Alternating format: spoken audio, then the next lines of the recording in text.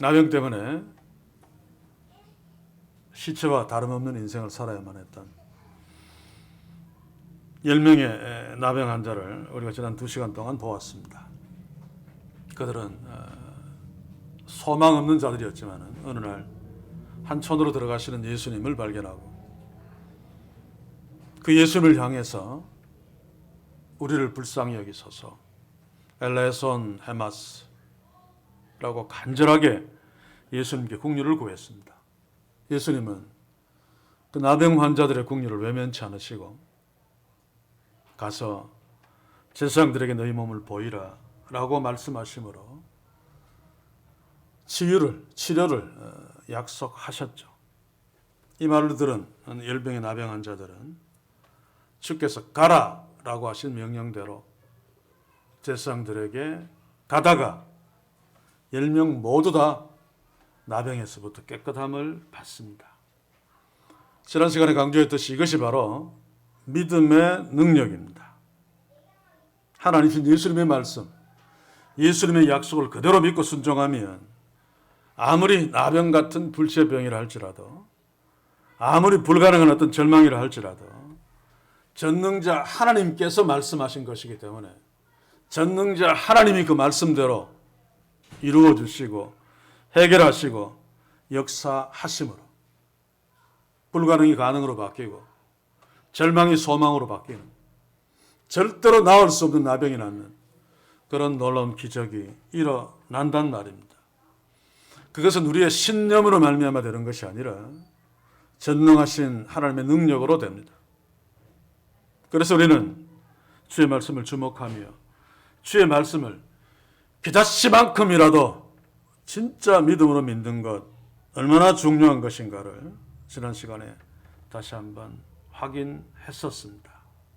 그러므로 우리들은 비록 연약하다 할지라도 날마다 말씀 앞에 서서 주께서 약속하시는 말씀들을 또 그 말씀하시는 주님을 비다시만큼만이라도 진짜 믿어서 하나님 우리에게 주시는 놀라운 기적적인 역사를 체험하는 우리 모두 될 수 있기를 주의 이름으로 간절히 소원합니다. 자, 그런데 문제는 이 나병 환자 10명이 다 깨끗함을 받았습니다. 이것은 놀라운 기적이죠. 유대인들의 세계 속에서도 저 옛날에 나만을 떠올릴 사람은 있을지 몰라도 그 사람 외에는 문둥병이 깨끗하게 나은 적이 없었습니다. 그런데 이들은 예수님에게 국류를 베푸소서라고 했다가 예수님이 가서 제사장들에게 너희 몸을 보이라 라고 한 말을 그대로 받아들이고 제사장에게 가다가 한 명도 아니고 10명이 다 깨끗하게 낫는 놀라운 기적을 체험했습니다. 그런데도 예수님께 돌아와서 엎드린 자는 9명의 유대인이 아니었고 1명의 사마리아인이었다는 사실은 참 충격적이지 않을 수 없습니다. 물론 우리들은 충격적이지 않습니다. 왜냐하면 유대인들의 그 가식적인 신앙 상태를 잘 알고 있기 때문에. 그러나 당시에 주의 제자들이나 당시에 이 글을 읽는 자들이나 일단의 유대인들이 돌아온 것이 아니라 이방인 취급받았던 사마리아인이 돌아왔다라고 하는 것은 가히 놀랄만 한 일이죠. 15절 16절을 다시 보겠습니다. 그 중에 하나가 자기의 나은 것을 보고 큰 소리로 하나님께 영광을 돌리며 돌아와 예수의 발 아래 엎드려 살해하니 저는 사마리아인이라. 결론만 이야기하면 사마리아인은 설령 돌아오지 않았어도 할 말이 별로 없습니다. 사마리아인이니까. 그런데 하나님을 잘 믿는다고 하는, 율법을 잘 안다고 하는 유대인들은 그 중에 한 명이라도 돌아왔어야 되는데 그들은 한 명도 돌아오지 않았습니다. 제가 지난 시간에 15도를 놓고 잘못된 번역을 지적했습니다. 제 중 하나가 자기의 나은 것을 보고 큰 소리로 하나님께 영광을 돌리며 돌아봐가 아니고 보고 하나님께 돌아와 동시에 예수님께 돌아와겠죠. 목적어가 예수님께 돌아오자마자 하나님께 영광을 돌리며 예수님의 발 앞에 엎드리자마자 감사하니 그가 사마리아인이라. 자, 그런데 제가 사마리아인이 예수님께 돌아와서 예수님을 하나님으로 영광 돌려드리며 엎드려 감사한 것은 당시에 관습 하나, 유대인들의 관습, 우리는 잘 모르지만 성경에 분명하게 기록되어져 있는 그 관습 하나를 사용해서 이 사마리아인이 돌아온 것은 예수님을 하나님으로 분명히 알았기 때문에 관습이 어떠든지 간에 그냥 일반적으로 돌아와서 감사하는 것은 싸가지 없는 치심에도 불구하고 그것과 상관없이 하나님을 만나려고 하나님께 돌아왔음을 제가 지적했었습니다. 다시 강조합니다마는 이 사마리아인이 예수님께 돌아온 것은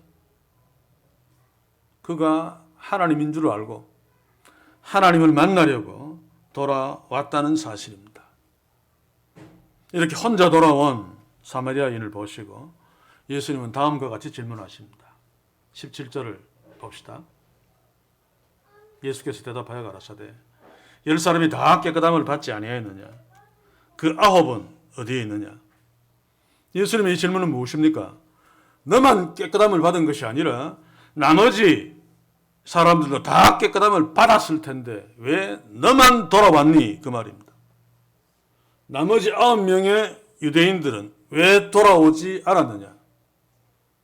어디를 써돌아다니고 있느냐? 그 말씀이죠.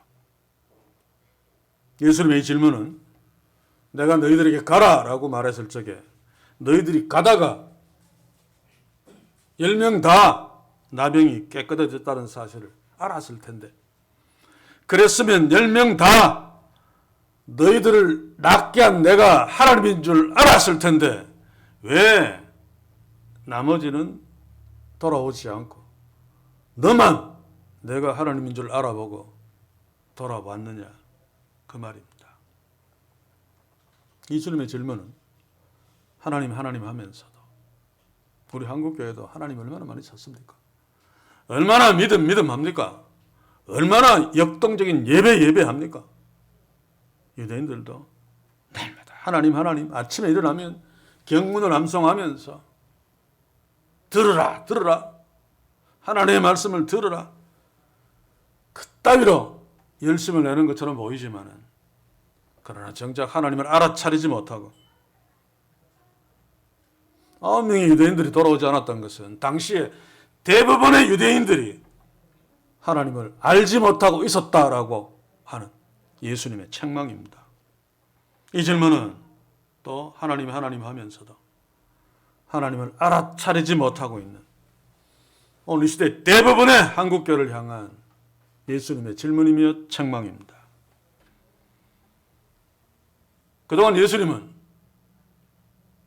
서기관들과 전혀 다른 권세로 하나님의 권세로 하나님 나라의 말씀을 선포했습니다. 그래서 사람들이 다 놀랐습니다. 어째서 저자들은 서기관들과 바리새인들과 권세와 다르게 하나님 말씀을 선포하고 있구나. 또 뿐만 아니라 귀신을 쫓아내시면서 하나님이신 예수님에 의해서 하나님 나라가 지금 임했음을 그러니 하나님이 통치하시니까 귀신이 쫓겨나는 것을 직접적으로 귀신을 쫓아내시면서 증거를 보여주었습니다. 병을 고치시면서 오병이어의 기적을 행하시면서 특별히 죽은 자를 살리시는 기적을 행하심으로 예수님 자신이 하나님이심을 분명히 드러내셨습니다. 그러나 바리새인들과 서기관들은 이것을 통해 예수님이 하나님이신 줄 알아보지 못했습니다. 아니, 관심도 없었습니다. 하나님을 알고 싶은. 길거리를 지나가다가 앞에 팻말이 붙어 있습니다. 1m 앞에 다이아몬드가 있습니다. 이 다이아몬드에 관심 있는 사람들은 막 들여다보면 찾겠지만 거기에 전혀 관심 없는 사람은 1m 앞에 다이아몬드가 있습니다. 써놔도 안 써놓은 거나 마찬가지입니다. 그냥 지나갑니다. 이들은 하나님께 관심이 없었습니다. 자기들에게만 관심이 있었죠. 그래서 하나님이신 예수님이 어떤 일을 하고 어떤 역사를 일으키든지 간에 그게 나한테 손해가 되니까, 기분 나쁘니까 귀신 쫓아내는 예수님을 보고 바알세불 귀신의 왕의 힘을 빌어서 귀신을 쫓아낸다, 그따위 소리를 하고 오병이어의 이적을 일으키신 것을 놓고 유대인들은 야, 저 사람이면 우리의 배고픔을 얼마든지 해결하고 우리의 임금이 되면 우리는 잘 살 거야, 떡의 임금 삼으려고 설쳤습니다. 아무도 그가 하나님이 보내신 하나님의 아들,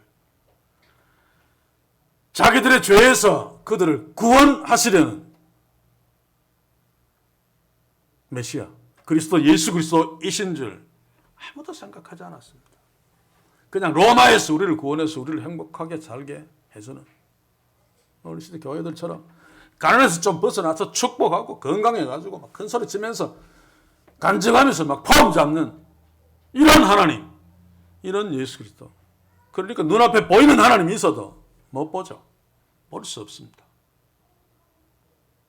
그러나 오늘 시대 많은 교회들이, 우리도 여기에 포함될 수 있습니다만, 주일마다 거창하게 하나님을 예배하며 하나님의 말씀을 드러내도 어쩌면 아무도 하나님 앞에서 예배하지 않는, 아무도 하나님을 보지 못하고 있는, 아니 아무도 하나님께 예배하는 거 관심 없는, 우리끼리 즐기는, 우리끼리 폼 잡는, 스스로 만족하는, 이거 당시에 유대인들의, 특히 9명의 유대인들로 대변되어지는 절대 다수의 이스라엘 백성들의 현주소였고 어쩌면 우리들의 현주소일 수 있습니다. 그래서 오늘 우리는 이 말씀으로 시독한 경고를 받아야 됩니다. 그렇지 않으면 이들이 결국 자기들의 노예가 되어서 자기를 구원하러 오신 예수님을 십자가에 매달아 죽이려고 했던 것처럼 오늘 시대 교회들도 여기에서 벗어나지 못하면, 계속 그대로 있으면 결국 종말이 오면, 결국 적그리스도가 득세해서 신앙생활하기 힘들면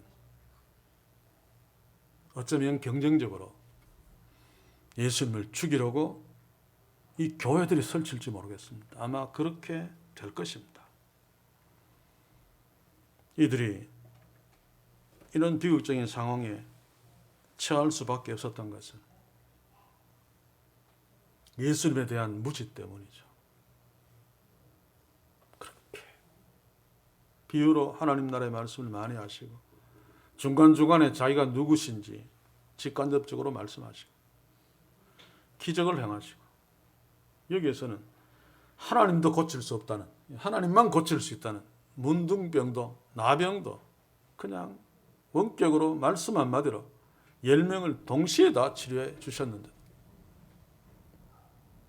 나중에 바리새인과 서기관들은 뭐라 그랬습니까? 네가 겨우 이 정도로 하나님이라고 막 메시아라고 막 떠드느냐, 이건 땅의 기적밖에 안 된다, 징조밖에 안 된다. 능력 있는 사람들, 하나님의 아들, 마술사는 이런 거 할 수 있다. 그러니 하늘로부터 오는 징조를 보여다오. 그럼 믿겠다. 별을 떨어뜨리든지 태양을 막 캄캄하게 만들든지. 예수님이 뭐라 그럽니까? 악한 세대가 징조를 구한다. 나는 연하의 표적밖에 보여줄 게 없다. 십자가에 죽으시는 표적밖에 보여줄 게 없다.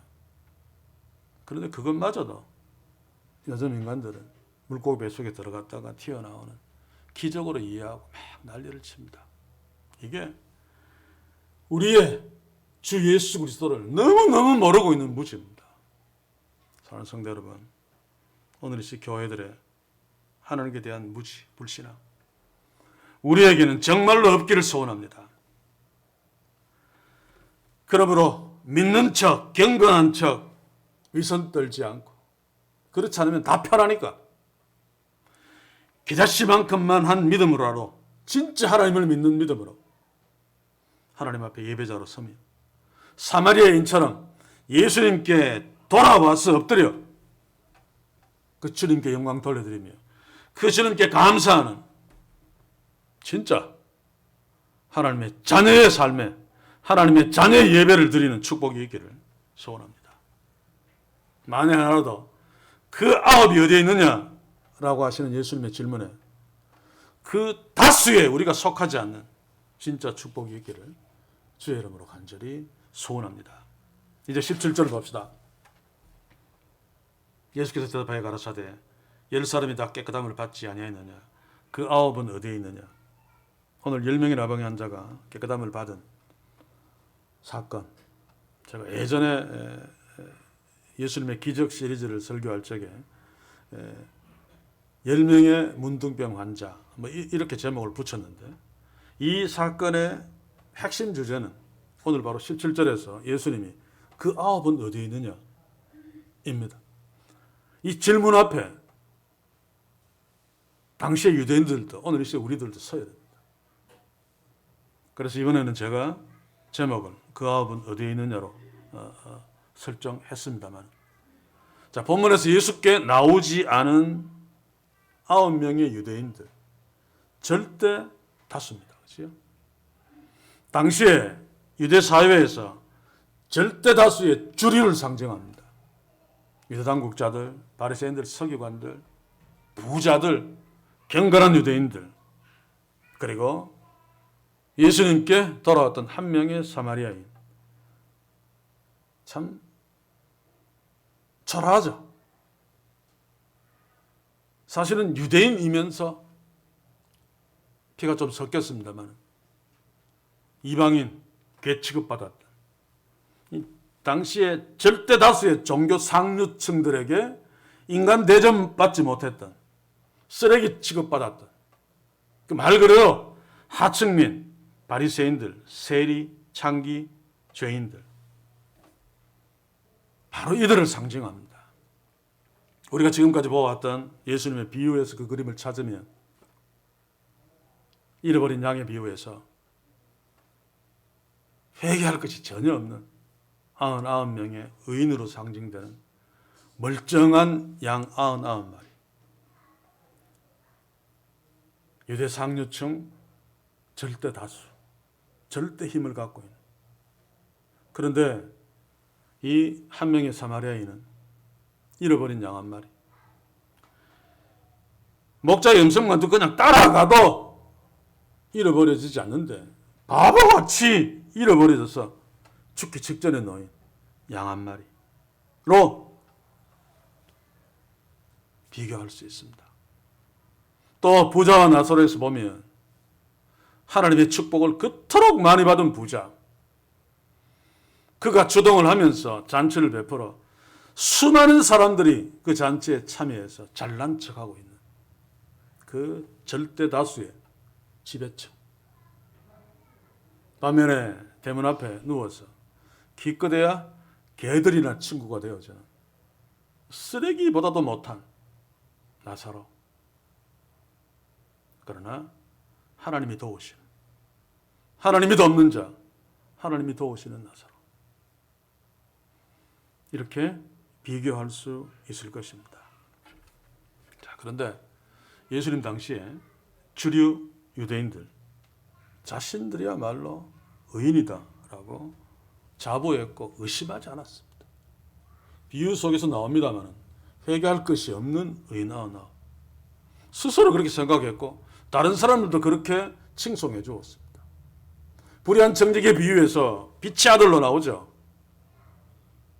스스로 빛의 아들, 많은 사람들이 당신은 빛의 아들입니다 하고 추앙했습니다. 그들은 우리는 하나님이 축복할 만큼 하나님께 잘했다, 율법 잘 지켰다, 11조 꼬박꼬박 했다, 기도를 해도 길게 정말로 많이 했다, 구제도 많이 했다, 그래야 하나님이 우리를 축복 아니할 수 있겠어? 라고 폼 잡은 자들입니다. 그러나 그럼에도 불구하고 그들에게 제가 늘 강조합니다만 진짜 하나님은 없었습니다. 이게 문제죠. 다 위선이고 가식이고 가면이었습니다. 오늘 이 시대 우리와 이 시대 교회들을 놓고 한번 솔직히 질문해 봅시다. 나의 이 신앙의 모습, 이 시대 교회들의 그 모습들, 정말 순수한 하나님을 향한 믿음인가? 아니 그 중에 조금이라도 진짜로 하나님을 믿는 믿음으로 그렇게 예배하고 그렇게 서 있는가? 아니면 오늘 하나님을 잘 믿는다고 하는 이스라엘의 주류들의 그 위선, 가식인가? 한번 생각해 봅시다. 별로 할 말이 없을 것 같습니다. 예수님은 이들의 가식을 향해 적나라하게 책망하셨죠. 마태복음 23장 27절과 33절 한번 봅시다. 27절 화이슬 전자 외식하는 서기관들과 바리새인들이여. 외식하는이라고 하는 연극하는 가면선 뭐 이런 뜻입니다. 회칠한 무덤 같으니 겉으로는 아름답게 보이나 그 안에는 죽은 사람의 뼈와 모든 더러운 것이 가득하도다. 겉은 하얀데 저는 자주 저를 보고도 느끼고 특히 무슨 노회나 총회나 목사님과 기도회 때 서울의 그 화려하고 유명한 교회에 가면 항상 마음속에 무겁습니다. 보는 것만큼만 아름다우면 정말 좋을 텐데 그렇지 않기 때문에 때로 내가 그 속을 구체적으로 아는 사람이 있으면 제가 옛날에 부역자로 섬기던 그 교회 성가대 지휘자 학벌도 대단하고 실력도 뛰어나고 교회에서 부교역자들 하고 비교할 수 없는 연봉도 주고 그런데 그 사람의 그 행세를 저는 압니다. 그러니 예배 때마다 힘든 시간이 성가대의 찬양 시간입니다. 다 그러기 폼 잡고 이러는데 저는 죽고 싶습니다. 그러면서 저놈의 모습 속에 저놈의 모습이 내 속에도 있지 않는가라고 하는 도전을 받으면서 마음이 무거워지기도 합니다만 예수님이 당시에 깨끗하고 잘났다고 하는 바리새인들에게 이 회칠한 무덤 같으니 겉으로는 정말로 아름다운데 근데 사람들은 껍데기만 보고 속은 못 보잖아요. 그 속은 더러운 시체가 있다. 그래서 그들에게 어떤 욕을 하는가 하면 23장 33절 뱀들아 독사의 새끼들아 너희가 어떻게 지옥의 판결을 피하겠느냐. 아마 예수님 당시에 가장 지독한 쌍욕일 것입니다. 이 사탄의 새끼들아 라고 하는 말이죠. 자, 그럼에도 그들은 예수님은 그렇게 적나라하게 책망했는데 그러나 그들은 당시에 절대 다수의 사람들로부터 회개할 것이 없는 의인이다. 예수님은 귀신의 왕의 쫄개다라고 이야기하면서도 이들은 회개할 것이 없는 의인이다. 빛의 아들들이다. 그래서 천국 가면 이들이 가장 높은 자리에 갈 거야 라고 하면서 존경했습니다. 그들도 스스로 우리가 그만큼 하나님을 잘 섬기기 때문에 서기관이 되고 랍비가 되고 또 부자가 되고 많은 사람들이 우리를 이렇게 존경한다. 우리가 존경받는 거 나이롱뽕에서 받은 것이 아니다. 진짜로 우리가 하나님을 잘 섬겼기 때문이야 라고 하면서 큰 소리치는. 그런데 다시 말합니다면 이들은 진짜 하나님을 몰랐습니다. 아니 하나님께 관심이 없었습니다. 오직 하나님을 이용해서 자기들에게만 관심이 있었죠. 사람들에게 존경받는 자기들을 즐기는 데 관심이 있었습니다. 우리하고 똑같죠. 이 시대 교회들과. 마태복음 23장 5절 7절을 한번 봅시다. 제 모든 행위를 사람에게 보이고자 하여 하나니 곧 그 차는 경문을 넓게 하며 옷수를 크게 하고 잔치의 상석과 회당의 상자와 시장에서 문안받는 것과 사람에게 랍비라 칭함을 받는 것을 좋아하느니라. 교회에서 예배할 때 목사들이 왜 화려한 가운을 입습니까?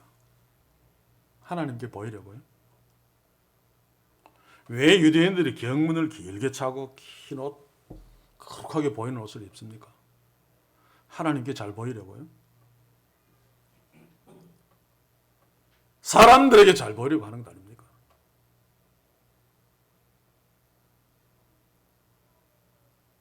왜 목사들이 신부처럼 이런 옷을 입습니까?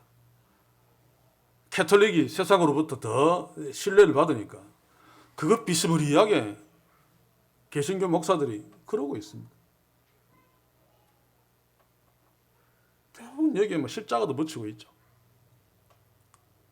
그러면 모르는 데 가서 이것 때문에라도 죄를 안 짓는다나? 그러려면 목사 왜 합니까? 십자가는 가슴에 새겨져 있어야 되죠. 왜 거창한 악기를 갖다 놓고 몇 시간씩 연습하면서 화음 막 아름다운 가운, 비싼 악기, 그 실력 있는 지도자를 초청해서 왜 그러고 있습니까? 하나님을 기쁘시게 하려고요? 아닙니다. 오히려 하나님이 없기 때문에 그들의 눈에 보이는 사람들을 기쁘게 하고 사람들의 박수를 받으며 우리 성가대가 이토록 격조는 없다라고 하는 것으로 즐기기 위해서, 만족하기 위해서 그런 것 아닙니까? 100% 아닙니까? 정말로 하나님을 알고 하나님을 기쁘시게 하려고 한다면 그런 짓들을 안 할 것입니다. 왜냐하면 하나님은 거기에 관심이 없기 때문에.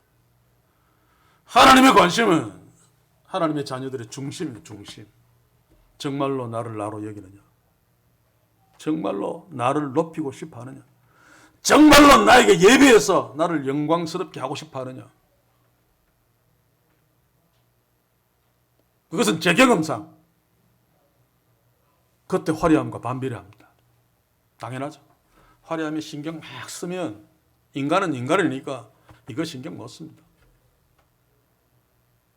그래서 이런 부분에서 우리는 정말로 우리들을 돌아보며 다시 한번 확인하고 반성하고 또 반성하며 하나님께 찬양하고 하나님을 예배하는 형식 중요하지 않다는 것은 아닙니다만 그 형식의 마음을 빼앗겨서 그 중심을 포기해버리는, 별것 아닌 것처럼 여겨버리는, 눈에 안 보이니까 사람들은 모르니까 그렇게 제쳐버리는 예배자, 제쳐버리는 우리들 되지 않는 축복이 있기를 소원합니다. 예수님은 그것이 안타까워서 지금 유대인들에게 뱀들아 독사의 새끼들아 너희가 어떻게 지옥의 판결을 피하겠느냐라고 책망하고 계십니다. 그런데 그들은 천국 아랫목을 예하겠다고 생각했습니다. 그래서 사람들이 그렇게 보이려고 경문에 막 길게 차고 시간 맞춰서 시장통에 딱 가서 기도하는 시간에 청하게 폼 잡고 기도하고.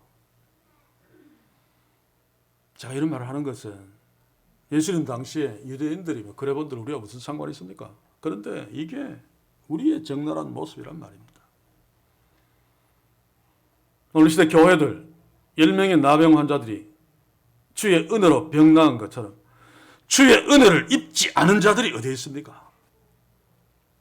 그런데 단 한 명만 하나님께 영광 돌려드리러 돌아왔던 것처럼 오늘 이 시대 교회가 다 하나님의 놀라운 은혜를 받았음에도 불구하고 과연 몇 사람이 진짜 하나님께 영광을 돌려드리며 진짜 하나님을 예배하며 그 자체만큼만이라도 진짜 하나님을 믿고 있는 자들이 과연 몇 명입니까? 어쩌면 저쪽에는 오늘 본문에는 10명 중에 그래도 한 명 10%는 되는데 오늘 이 시대는 과연 그 10%라도 되는가? 질문하면서 나는 어디쯤 가고 있을까? 한번 물어봅시다. 그리고 우리 교회는 어떤가? 한번 질문합시다. 혹시 우리들도 9명의 유대인들처럼 절대 다수의 상류층들처럼 하나님의 자녀인 척하면서 껍데기만 폼 잡고 기분만 내고 예배자로 서 있지 않은지, 실제로는 하나님을 찾지도 않고 하나님께 감사하지도 않으면서 예배자로 서 있고 또 하나님의 자녀의 삶을 살고 있지 않은지 한번 자신에게 물어보자는 말입니다. 남은 몰라도 지는 지를 잘 알 것 아닙니까? 사랑하는 성도 여러분, 우리 모두는 예수님을 하나님으로 알고 그에게 영광 돌리기 위해서 예수님께 돌아온 한 명의 사마리아인이기를 원합니다. 그리고 그렇다고 믿습니다. 그러니 우리가 사마리아인처럼 예수께 돌아와서 지금 예배자로 머리를 숙이고 있지 않습니까? 물론 이 은혜는 1차적으로는 하나님의 주권적인 역사가 있어야 됩니다. 인간의 노력으로 이 사마리아인처럼 될 수 없죠.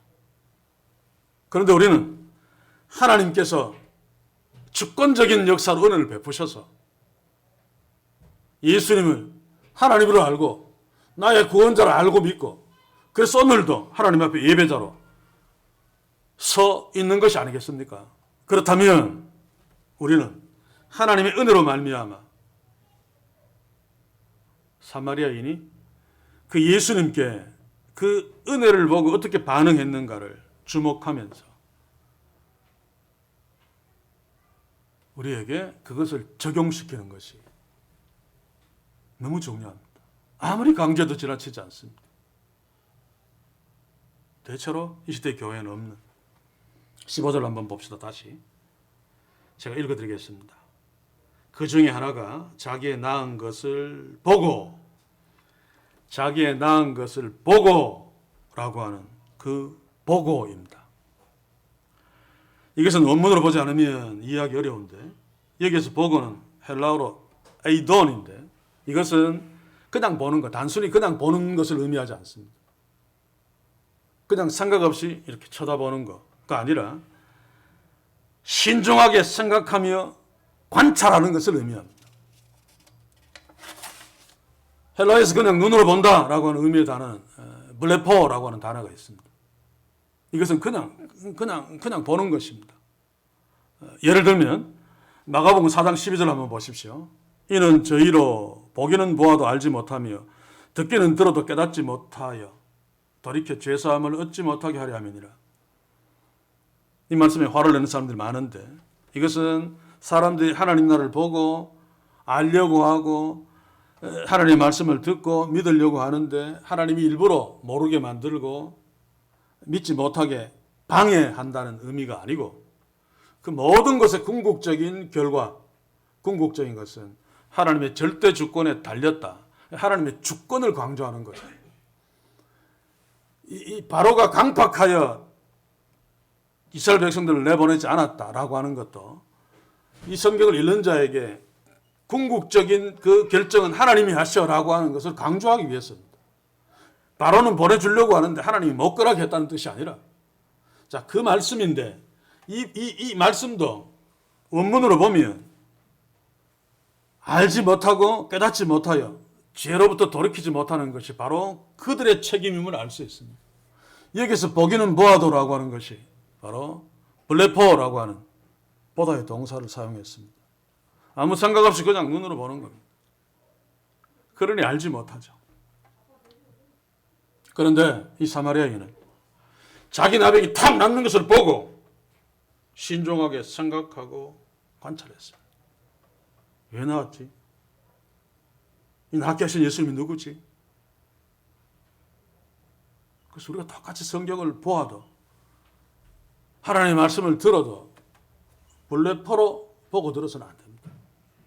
사마리아인처럼 에이돈. 자, 예를 한 군데 더 들어볼게요. 마가복음 1장 16절을 한번 봅시다. 갈릴리 해변으로 지나가시다가 시몬과 그 형제 안드레가 바다에 그물 던지는 것을 보시니 저희는 어부라. 여기에서 예수님이 베드로와 안드레를 제자 삼으려고 그물 던지는 것을 보시니 에이돈입니다. 예수님도 제자 삼기 위해서 그물 던지고 있는 베드로와 안드레를 신중하게 생각하며 관찰하셨습니다. 이게 현대인들에게 없습니다. 저는 그것이 아주 발달된 언론 매체라고 합니까? 그 미디어라고 합니까? 예전에 TV는 바보상자라고 말한 교육가가 있었죠. 왜냐하면 TV는 그냥 아무 생각 없이 보면 됩니다. TV가 다 생각하고 말해주고 끌고 가고 결론 내리고. 여기에 젖어 있는 그렇게 살아온 자들 지금 보면 생각 안 합니다. 뭔가 필요하면 인터넷 치면 다 나오니까 고민 안 하고 기억을 떠올리려고 하지 않습니다. 이게 뭐지라고 고민하지 않습니다. 그래서 우리는 어린아이들 교육을 다시 한번 신경 써서 돌이켜봐야 됩니다. 물론 시청각 교육이 필요합니다. 때로는 효과가 뛰어나니까 이해하는데. 그러나 그것만 고집하면 어린아이들의 그 상상력은 다 죽어버립니다. 저는 어릴 때 기억납니다. 흑백 TV를 볼 때는 멍청하게 봤지만 어머니가 성경을 읽어줄 때는 머릿속에 오만 생각을 다 했습니다. 다윗이 막 골리앗을 어떻게 때렸을까? 상상을. 그래서 글자가 중요합니다. 그림이 중요하다면 하나님은 성경 저자들을 말고 화가들을 동원해서 하나님의 계시를 그림으로 남겼을 것입니다. 사는 성도 여러분, 딱딱하지만은 하나님의 말씀을 읽으면서 생각 좀 합시다. 신중하게 이게 무슨 말씀인가? 블레퍼로 보지 말고 에이돈으로 성경을 보며 읽자는 말입니다. 그래야지 나에게 은혜 베푸시는 하나님을 만날 수 있습니다. 물론 제가 전제했습니다. 하나님이 은혜를 베풀어 주셔야지만이 가능한데, 그러나 에이돈 하지 않는 자는 못 만납니다. 그 증거가 예수님 당시에 유대인 상류층 절대 다수의 주류들입니다. 사랑하는 성도 여러분, 우리는 이미 하나님의 은혜로 예수께 돌아와 예수님 앞에 서 있는 하나님의 자녀들의 축복을 누리고 있는 자들입니다. 그래서 우리가 살면서 우리 앞에 닥쳐지는 세상 일도 보면서 고민해야 되는 것 틀림없지만 여기서 끝나면 안 됩니다.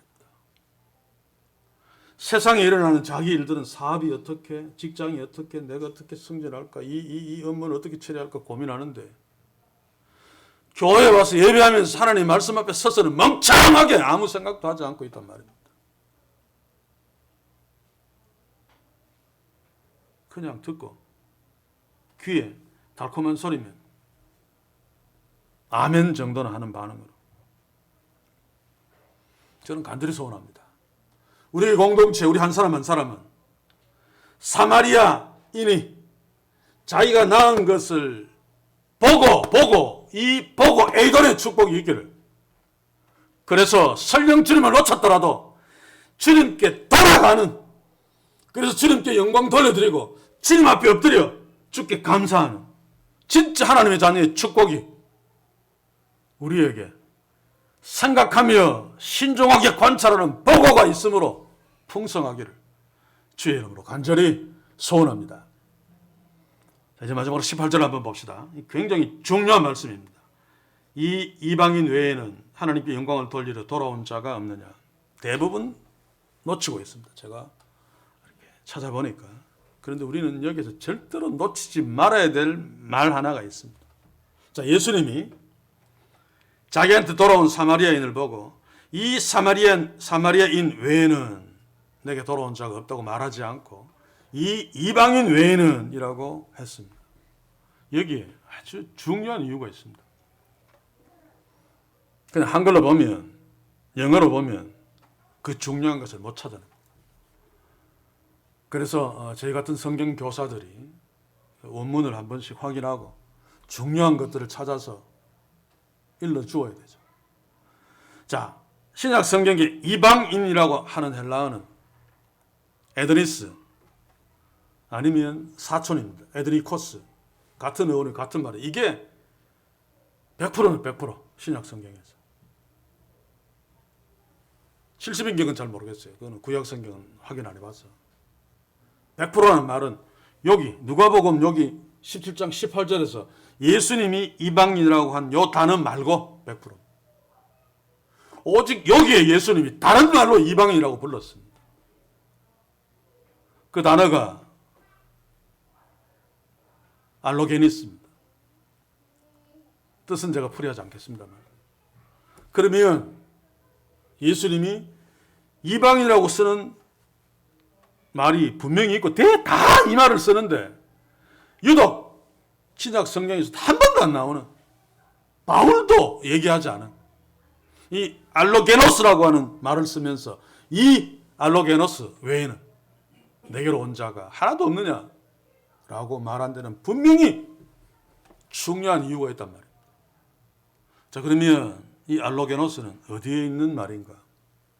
지금 예수님의 말씀을 듣고 있는 제자들이나 또 그 주변에 있는 유대인들이나 또 예수님 앞에 나온 사마리아인들이나 이 한 번도 쓰지 않은, 신약 성경에 쓰이지 않았지만 알로게노스라고 했을 때 다 알아들었을 것입니다.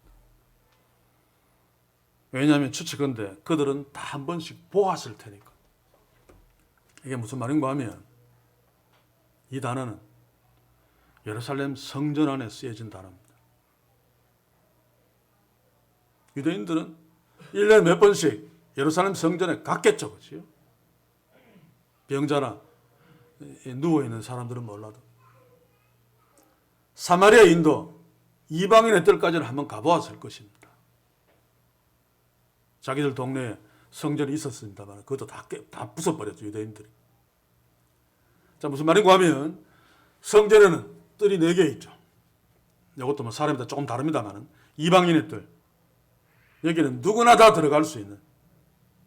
그래서 여기에 장사치들이 장사하고 막 예루살렘 이쪽에서 이쪽으로 가는 지름길로 막 사용해 버리고, 사실 이방인들은 이방인의 뜰도 빼앗겨 버렸습니다. 유대인들에게. 거기 있어서 그래도 하나님께 예배하고 나름대로 또 경건하게 폼 잡는 그 이방인의 뜰. 그 다음에 여인의 뜰이 있습니다. 그때부터는 유대인들이 들어가는 거죠. 이방인의 뜰과 경계가 되어 있는 여인의 뜰로 들어가는 벽이 히브리어로 소레크인데 거기에 경고문이 하나 붙어 있습니다. 헬라어로 되어 있답니다. 요세푸스에 의하면. 성전은 지금 다 무너졌으니까 아무도 모르죠.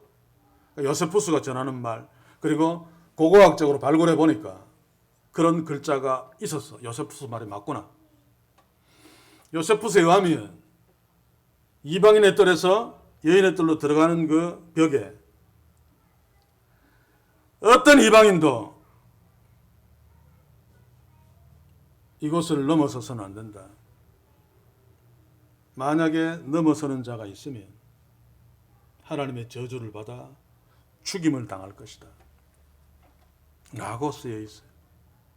그때 사용된 이방인이 이 단어가 그렇게 많이 쓰는 에드네스가 아니고 알로게노스입니다. 예수님이 이 말을 쓰신 거죠. 무슨 뜻이 눈치챘었습니까?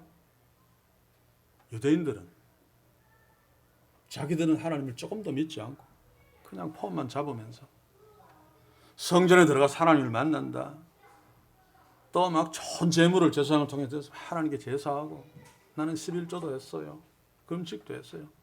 기도도 이렇게 길게 해요. 라고 하나님을 만나는 것처럼 위선 떨며 연기하며 대단히 막 은혜로운 척하면서 정작 이방인들, 사마리아인들, 이방인들이 이방인의 뜰 앞까지 와서 막 경건하게 이러면 너희들은 하나님을 만날 수 없는 개들이니까 여기서 더 이상 들어오면 안 돼. 알로게노스, 너희들은 여기에 들어오면 죽어. 실제로 넘어갔다가 죽인 자들이 여럿 있답니다. 그런데 예수님은 뭐라고 이야기합니까? 이 알로게노스가 나한테 왔다. 이 알로게노스 외에 나한테 온 자가 없다. 여기도 보시면 그냥 나 얘기가 아니고 이 이방인 외에 하나님께 영광을 돌리기 위해서 내게 돌아온 자가 없다. 그런데 너희들은 하나님이 나를 알아보지도 못하고 나에게 돌아오지도 않았으면서 강제 구별이 된 성전에서 우리는 하나님을 만나러 간다고 하면서 정작 하나님께 돌아온 알로게노스, 너희들은 하나님 못 만나, 넘어가면 죽어 라고 하는 짓거리를 하고 있지 않느냐. 그런데 사실은 너희들이 하나님을 만나지 못해 하나님께 저주받아 계속 그대로 가면 너희들이 죽을 거야 라고 하는 예수님의 경고입니다. 굳이 이 단어를 쓴 것은 굉장히 아이러니하죠. 유대인들은 성전 입구에다가 알로게노스, 너희들 이리로 들어가면 죽어, 개 같은 놈들, 너희들은 하나님과 상관없어, 하나님 못 만나 라고 하는데, 예수님은 이 알로게노스 외에는 하나님께 영광 돌리려고 나를 만나러 온 자가, 돌아온 자가 왜 없느냐. 너희들은 뭐니? 라고 하고 있습니다. 이 말을 오늘 이 시대에 예수님이 우리를 향해서 하신다고 한번 상상해 보십시오. 기가 막히지 않습니까?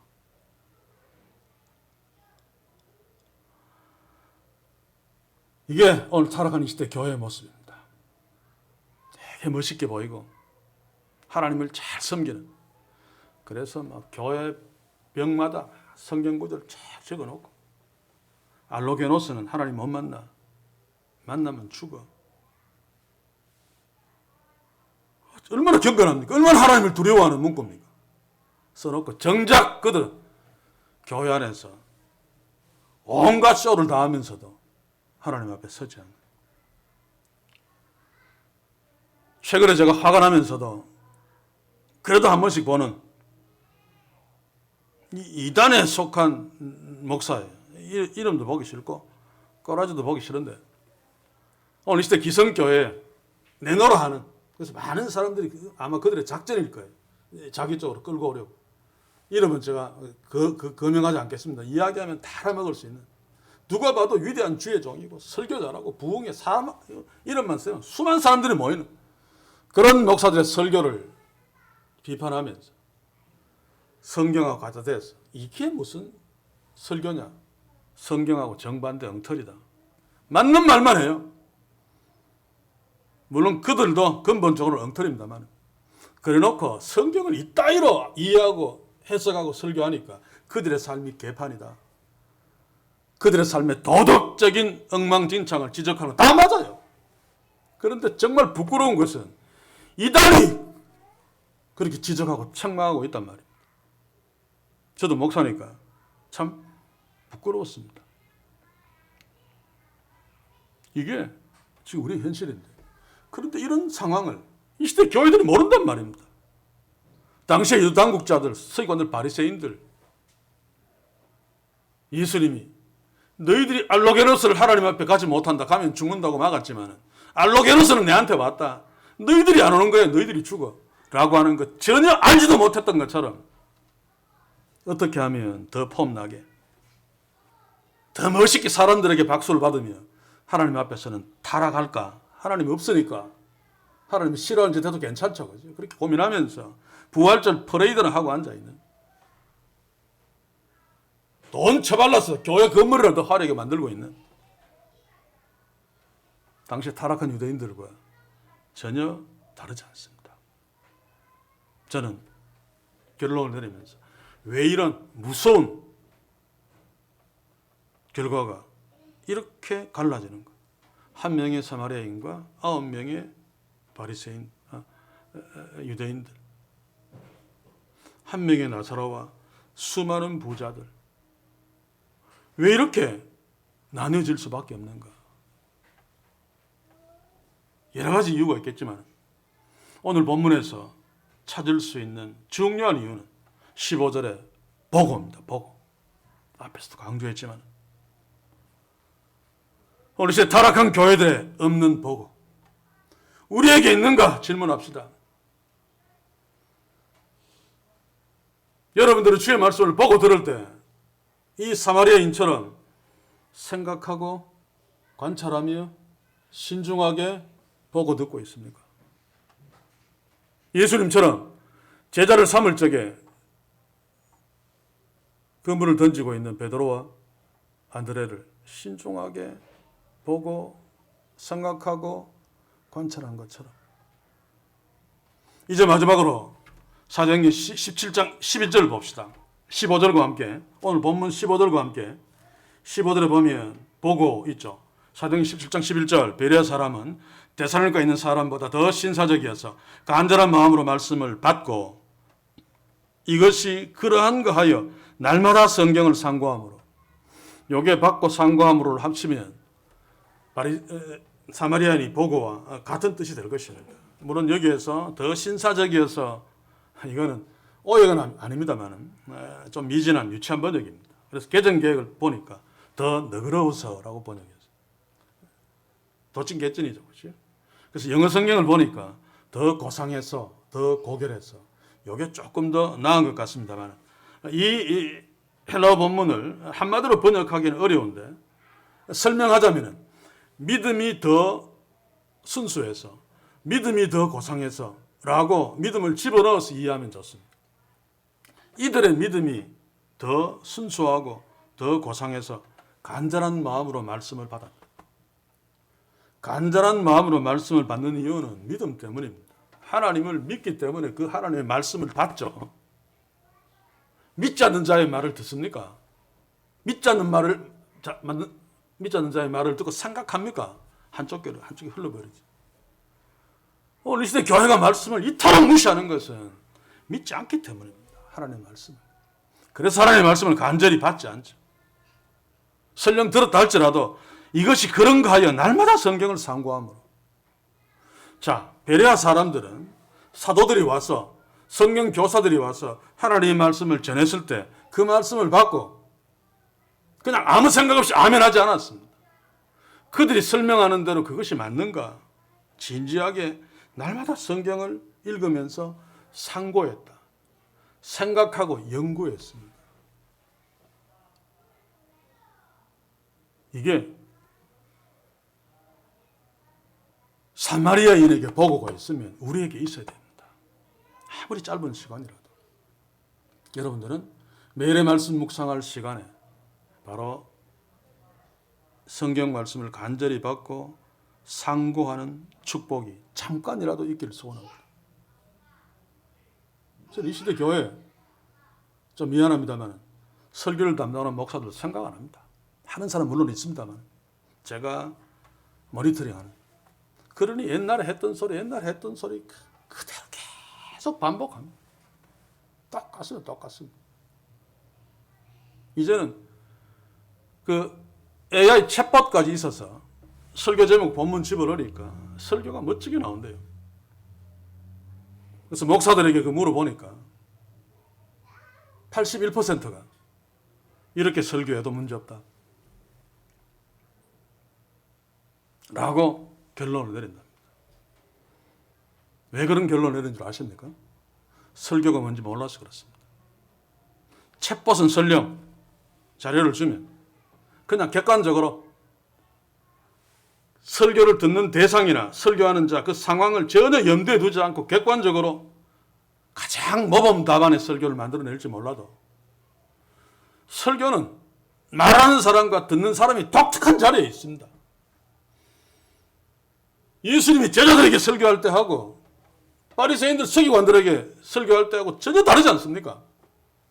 그런데 똑같은 주제, 똑같은 본문을 집어넣으면 바리새인들한테 설교하는 거나 제자들한테 설교하는 거나 똑같단 말입니다. 그런데도 목회자들의 81%가 야 이거 잘만 이어가면 장족의 발전을 하겠다 교회가. 좀 조심하면. 너무 남용하지 말자 이런 겁니다. 그러나 절대로 아닙니다. 설교만큼은 정답이 없죠. 제가 똑같은 본문을 가지고 여기서 설교하는, 똑같은 본문을 가지고 제가 대구의 고향교회 설교한다. 책 보시면 똑같이 할 것입니다. 그러면 죽은 설교죠. 그런데도 81%가 찬성하고 맞다. 이게 바로 한국교회의 말씀이 죽었다. 사마리아인의 보고가 없다. 그러니 예수님 당시에 상류 유대인들처럼 눈으로 보는 것은 정말로 하나님을 믿고 하나님을 높이는 것처럼 보이는 증거들이 수없이 많은데 성전 앞에 예수 잘 안 믿는 인간, 11조 안 하는 인간 들어오지 마라. 하나님을 그렇게 무시하는, 들어오면 죽어, 심판받아, 저주받아 라고 막 써붙이고 폼 잡아도 실제로 예수님이 이 한국교회를 보면 너희들이 죽을 놈이야. 알로게네스는 진정으로 나한테 왔어 라고 말할 것이라고 생각되어집니다. 19절을 읽고 말씀을 마치겠습니다. 그에게 이르시되 일어나 가라. 네 믿음이 너를 구원하였느니라. 과거입니다. 구원하였느니라. 이미 사마리아인은 구원받았습니다. 사랑하는 성도 여러분, 우리는 10명의 나병 환자처럼 우리의 고통을 놓고 예수님께 우리를 긍휼히 여기소서 믿음으로 구합시다. 엘레세마스, 우리를 구원하소서, 우리를 긍휼히 여기소서. 10명의 나병 환자를 고쳐주신 그 예수님이 지금도 우리의 기도를 들으시면서 우리에게 있는 나병 같은 절망을 고쳐주시고 회복시키시고 새롭게 하여 주실 것입니다. 그때 우리는 거기에서 멈추지 말고 한 걸음 더 나아가서 이 사마리아인처럼 주의 말씀을 진지하게 신중하게 보고 생각하고 우리 주님이 누구신가? 주의 은혜가 내한테 어떻게 임했는가? 나는 왜 사는가? 생각하면서 날마다 주님 앞에 나아가 엎드리며 날마다 주님 앞에 나와 주님께 영광 돌려드리며 주께 감사하는 이 궁극적인 진짜 축복까지 주님 오시는 그날까지 풍성히 누리는 우리 모두 될 수 있기를 주의 이름으로 간절히 소원합니다. 기도합시다. 주여, 우리는 10명의 나병 환자를 보고 주께 돌아오지 않은 9명의 나병 환자, 그리고 주께 돌아온 1명의 사마리아인, 우리는 그냥 나는 1명의 사마리아인이라고 단정합니다. 이 말씀을 볼 때마다. 그러나 이 시간에 다시 한번 말씀 앞에서 도전받을 수 있게 하소서. 내가 1명의 사마리아인이라면 그 사마리아인처럼